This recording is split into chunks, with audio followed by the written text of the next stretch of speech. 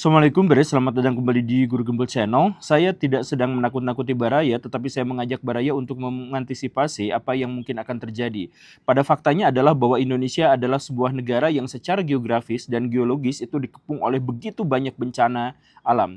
Dan terkait dengan gempa misalkan, akan ada gempa dalam skala yang sangat besar yang akan terjadi di Indonesia dalam waktu dekat. Saya sebutkan beberapa di antaranya ya. Yang pertama, itu ada di zona megatrust Aceh Andaman. Itu magnitudonya bisa sampai 9,2. Kemudian megatrust di Nias itu mencapai 8,7. Kemudian megatrust di Batu itu mencapai 7,8. Kemudian megatrust di Mentawai Siberut itu mencapai 8,9. Kemudian megatrust di Mentawai Pagai itu 8,9. Lalu ada di Enggano itu 8,9. Kemudian megatrust Jawa itu 9,1. Megatrust Jawa Barat di sekitaran Selat Sunda itu 8,9. Kemudian di Jawa Timur itu 8,9. Kemudian megatrust Sumba itu 8,9 dan megatrust Sulawesi Utara itu 8,5. Kemudian juga megatrust Palung Coto Bato itu 8,3 dan ada beberapa di kawasan utara Indonesia.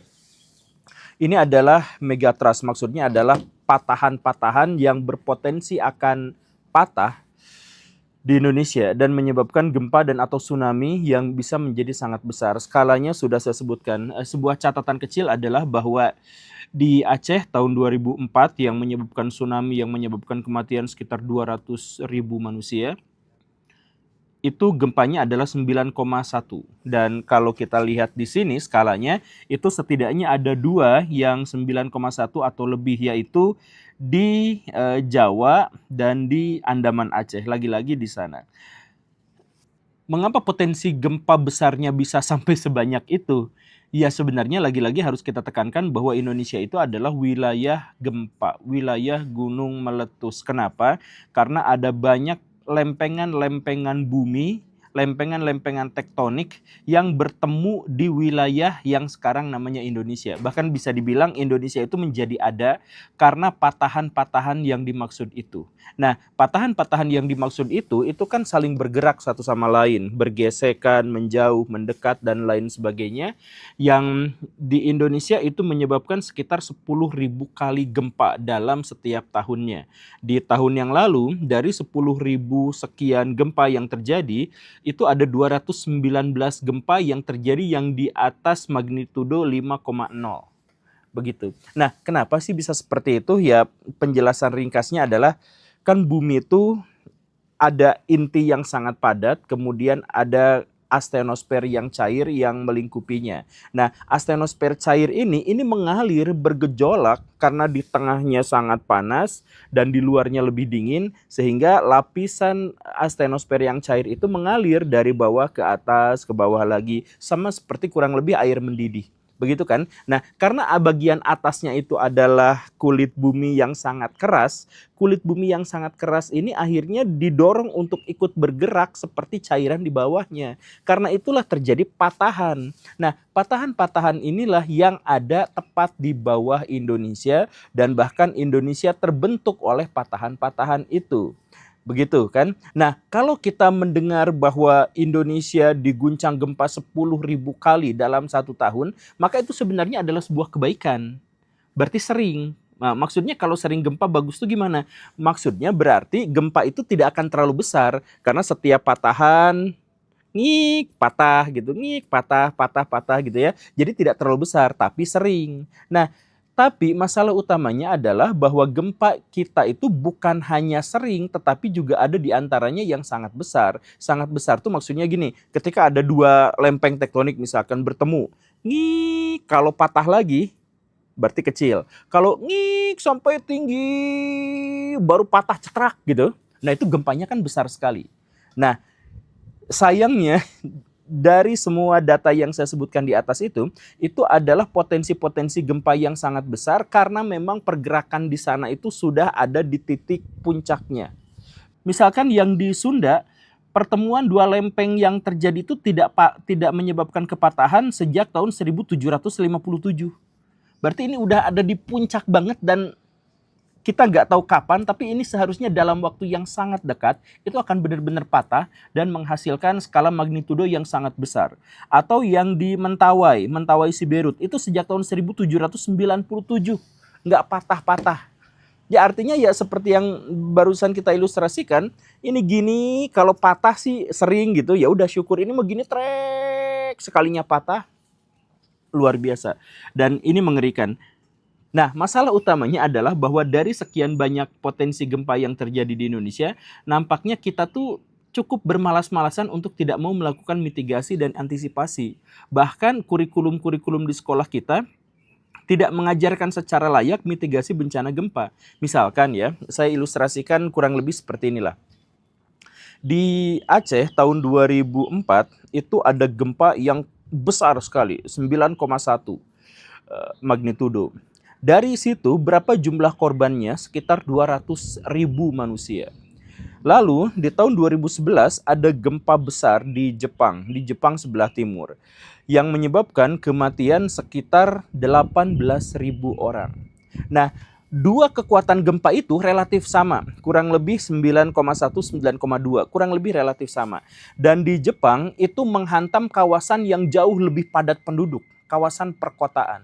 Tetapi luar biasanya adalah, saya mohon maaf ya, ini menganggap kematian sebagai statistik, tapi saya mohon maaf, tapi ini harus disebutkan.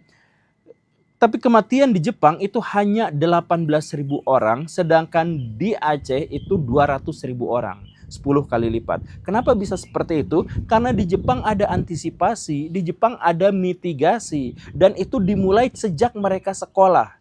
Di sekolah-sekolah di Jepang itu bangunan-bangunannya sudah disesuaikan untuk berhubungan dengan gempa.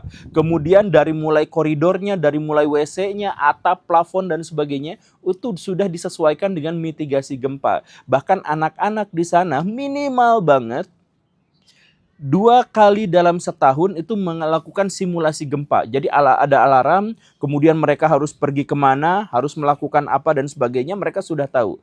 Bahkan simulasi-simulasi itu disamarkan sampai antara gempa dan tidak gempa, anak-anak itu tidak mengetahui mana yang gempa dan mana yang tidak. Pokoknya hanya untuk membiasakan. Bahkan kalau Baraya cek tas anak di Jepang yang kotak gitu, nah itu tuh memang didesain untuk bisa melindungi anak-anak kalau terjadi gempa.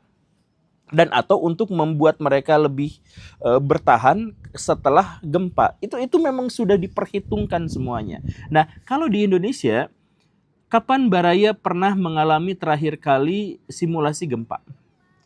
Saya guru geografi dan saya melihat waktu saya ngajar SMP dan SMA itu memang ada mitigasi gitu ya. Mitigasi gempa itu seperti apa. Tapi banyak yang tidak dilakukan atau dilakukan hanya sekedar teori saja atau dilakukan hanya sekedar formalitas saja. Dan sekali lagi, struktur bangunan yang ada di Indonesia memang tidak didesain untuk menahan gempa. Entah bagaimana ceritanya, sekali lagi ya, Jepang mereka sadar ada di lingkungan gempa, ada di lingkungan tsunami, sehingga tata kotanya disesuaikan dengan bencana, kemudian bangunan-bangunannya, kemudian struktur jalannya dan sebagainya itu disesuaikan dengan gempa. Kita enggak seperti itu, Baraya.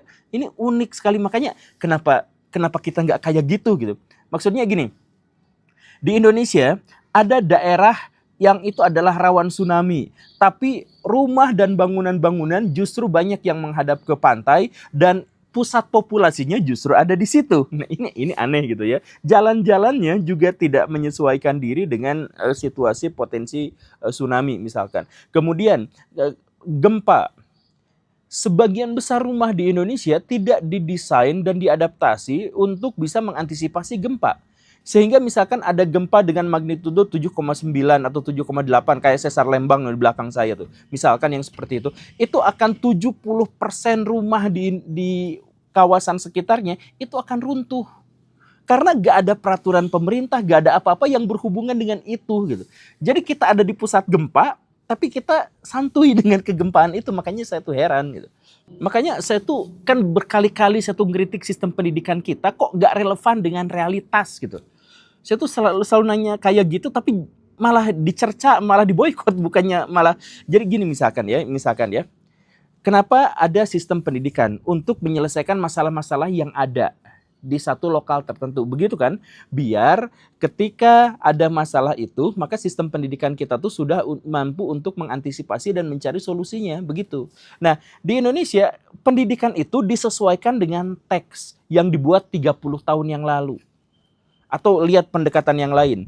Kan sekarang zaman disrupsi. Anak-anak tuh harusnya disiapkan untuk memasa depan, melihat masa depan. Yang dilakukan oleh sistem pendidikan kita justru adalah memberikan kepada mereka buku teks yang ditulis 30 tahun yang lalu dengan materi 30 tahun yang lalu. Dan si anak-anak di Indonesia itu kebalik.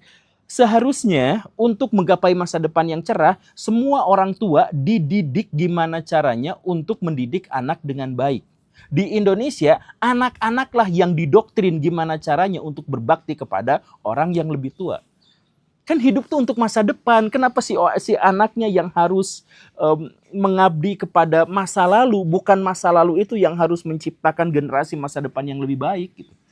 Yaitu soal orientasi itu masalah di Indonesia tuh semuanya serba kebalik gitu. Nah, bukan hanya soal pendidikan seperti yang saya jelaskan tadi. Ketika ini sudah masuk ke dalam kebijakan, sudah masuk ke dalam regulasi, juga nggak ada yang relevan dengan kebutuhan masyarakat. Bukan hanya jalan yang bagus dibagusin lagi, sedangkan kawasan macet tidak diapa-apakan. Bukan hanya soal itu, tapi juga soal menyangkut apa yang kita butuhkan ketika terjadi banjir, ketika terjadi gempa, ketika terjadi kebakaran hutan dan sebagainya. Gak ada satupun di antara kebijakan-kebijakan itu yang sesuai dengan kebutuhan. Coba, kalau memang sesuai dengan kebutuhan yang ada di Indonesia, bahwa kebutuhannya itu adalah soal gempa misalkan, ya maka seharusnya ada peraturan-peraturan yang berhubungan dengan bagaimana konstruksi rumah itu dibangun dan bagaimana cara pengawasannya. Bagaimana wujud dari pengawasan itu? Ada nggak di Indonesia? Kita kurang. Atau kita lanjut misalkan kepada bencana-bencana. Bencana terbesar di Indonesia yang paling banyak itu diantaranya adalah satu, gempa bumi. Gempa bumi itu 10 ribu kali gempa seperti yang saya sebutkan dalam 1 tahun ya rata-rata. Nah, 200 diantaranya itu adalah gempa yang ada di atas 5,0. Kemudian gunung meletus. Gunung meletus per tahun itu di Indonesia itu sekitar 436 kali. Kemudian ada banjir. Banjir itu 1.100 kali. Kemudian tanah longsor itu 579 kali. Kemudian kekeringan. Kekeringan itu jumlahnya menurut Tempo ada 121, sedangkan menurut Liputan 6 ada 174 kali kekeringan. Nah, apa yang dilakukan pemerintah dalam bentuk kebijakan untuk bisa mengantisipasi masalah ini? Kalau misalkan masalahnya itu adalah gempa, kita sudah tahu tidak ada peraturan yang dieksekusi dalam hal itu. Kalau misalkan menyangkut gunung meletus, kok masih ada rumah-rumah yang diizinkan untuk berdiri di radius zona berbahaya dari gunung meletus? Misalkan yang begitu. Dan tidak ada area pengungsian di area sekitar situ gitu. Kemudian soal banjir. Kenapa rumah-rumah kita itu dibikinnya bukan panggung? Kenapa rumah-rumah kita itu dibikinnya di bantaran-bantaran sungai? Kenapa rumah-rumah kita itu dibikinnya di area yang pasti akan tergenang oleh banjir itu? Tidak ada limpasan airnya gitu. Kita nggak ada tanah longsor. Kenapa masih banyak villa-villa yang ada di gawir gitu, di lereng gitu ya? Kenapa masih banyak bangunan-bangunan yang ada di kawasan rawan longsor gitu? Kenapa seperti itu? Soal kekeringan. Kenapa kita soal kekeringan juga, kenapa pemerintah sampai sejauh ini membiarkan 60% sumber air warga itu berasal dari bor, tanah bor gitu. Kenapa ledengnya tidak diperbaiki? Kenapa fasilitas itu malah diabaikan begitu saja dan sebagainya. Jadi kita tuh memang, kita udah ada tahu bencana tapi ya oke, biarin aja gitu. Maksud saya gini kan, bencana alam itu dalam perspektif lingkungan itu tidak pernah menjadi sebuah bencana. Bencana itu istilah manusia aja. Kalau kita melihat bencana yang dimaksud itu sebenarnya adalah siklus. Gunung meletus itu siklus. Gempa bumi itu siklus. Ya kurang lebih kayak hujan. Siklus itu juga siklus. Semuanya siklus. Yang menjadi masalah itu adalah ketika manusia ada di area itu. Dan karena manusia ada di area itu, maka seharusnya manusia beradaptasi terhadap potensi bencana dalam perspektif mereka. Begitu kan? Dan luar biasanya adalah negara-negara luar bikin rumah, bikin tata kota itu disesuaikan dengan potensi gempa, potensi bencana. Kemudian nenek moyang kita bahkan melakukan hal yang sama. Misalkan di kawasan yang rawan banjir dan kawasan yang mendorong mereka untuk selaras dengan alam, mereka bikin rumah tuh panggung. Di kawasan yang rawan longsor dan kawasan yang rawan banjir, banjir bandang, biasanya masyarakat itu punya mitos tentang hutan larangan. Dan biasanya itu tuh ada di bagian atas, ada di bagian pegunungan dan perbukitan dari pemukiman itu. Di area yang dekat dengan kawasan kekeringan dan atau tsunami, masyarakat di sana itu mengembangkan ilmu astronomi. Misalkan, oh ini bakal terjadi hujan, bakal banjir tahun segini, bulan segini, dengan bantuan bintang. Jadi nenek moyang kita tuh sudah melakukan itu semua. Sudah beradaptasi dengan lingkungan plus bagaimana cara mereka mengantisipasi bencana. Kenapa kita sekarang enggak di sini gitu? Guru mana sekarang yang ngajarin bagaimana menghadapi banjir, kalau kebanjiran gimana caranya, ada simulasi dan sebagainya. Kapan? Di mana? Kan jarang sekali yang seperti itu. Nah ini makanya kita tuh heran gitu. Pemerintah kita, kurikulum kita, tenaga pengajar kita, dan lain sebagainya, nampaknya memang tidak serius menghadapi bencana. Paling ujungnya adalah ini takdir. Dan kita tidak akan minta maaf. Bahkan presiden kita berencana untuk menanam sawit jauh lebih banyak lagi di hutan-hutan kita, termasuk hutan Papua. Pak Presiden, please belajar, Pak. Tolong belajar, bukan belajar bisnis saja, Pak. Bukan belajar bisnis, wah saya sebagai presiden punya kekuatan besar untuk melebarkan bisnis saya. Bukan itu, Pak. Bukan belajar di bidang itu, tapi belajar di bidang bahwa sawit itu memang pohon dan memang ada daunnya. Tapi tolong belajar soal lingkungan, belajar biologi aja, Pak. Ya, agar kita semua tidak mendapatkan bencana yang besar dan agar kita memiliki peluang yang lebih baik kalau kita menghadapi bencana. Terima kasih karena sudah menyimak. Saya Guru Gembul. Assalamualaikum warahmatullahi wabarakatuh.